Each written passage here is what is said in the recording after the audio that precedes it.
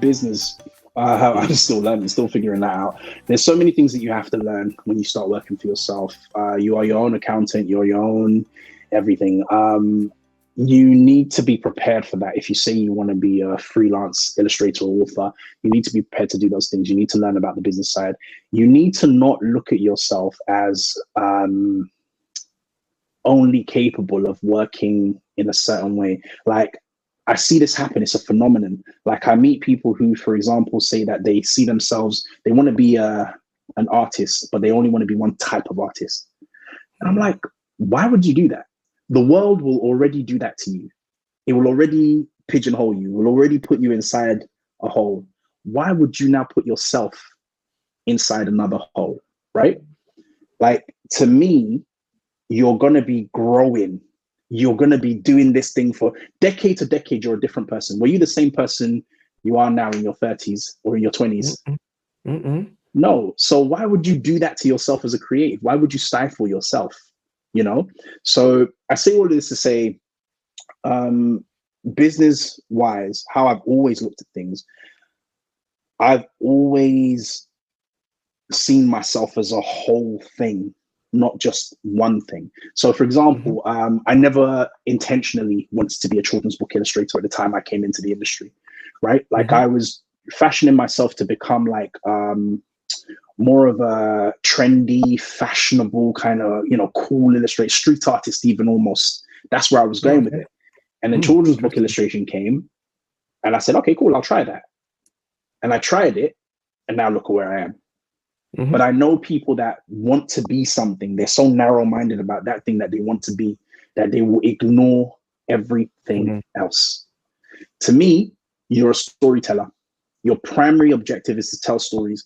You're supposed to be able to work in a fashion that allows you to change your style to suit the story that you're trying to tell. You cannot box yourself. You can if you want to. You can absolutely box yourself if you want to. But then whatever comes with you boxing yourself is what you now have to accept. You understand? We can't change that. That's the law of life.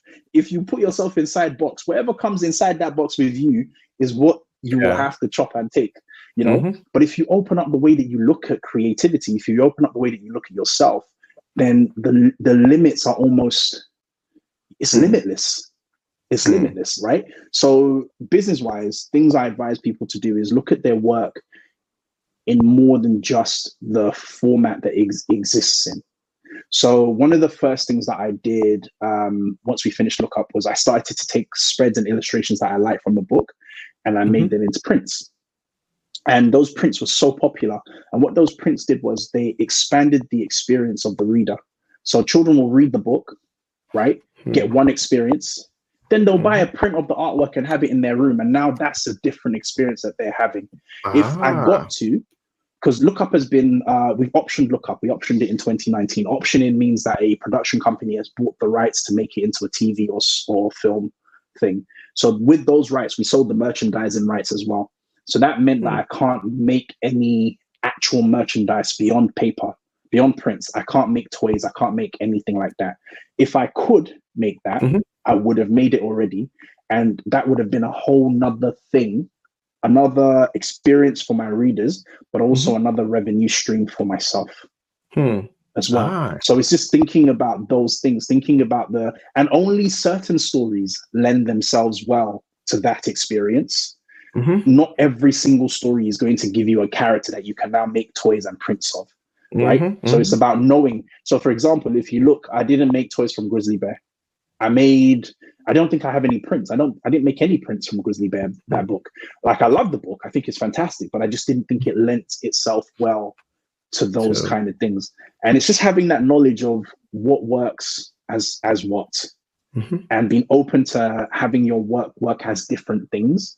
Like, you can't pigeonhole yourself. You can't, what I would say to people is you can't pigeonhole yourself, but you also shouldn't just be like everything. Because it's not just about making money. It's not just about making money. If it was just about making money, I would make prints of every single book, every single character. I would just be bam, bam, print. No, man, it's not just about making money. It's about making something that's good and authentic,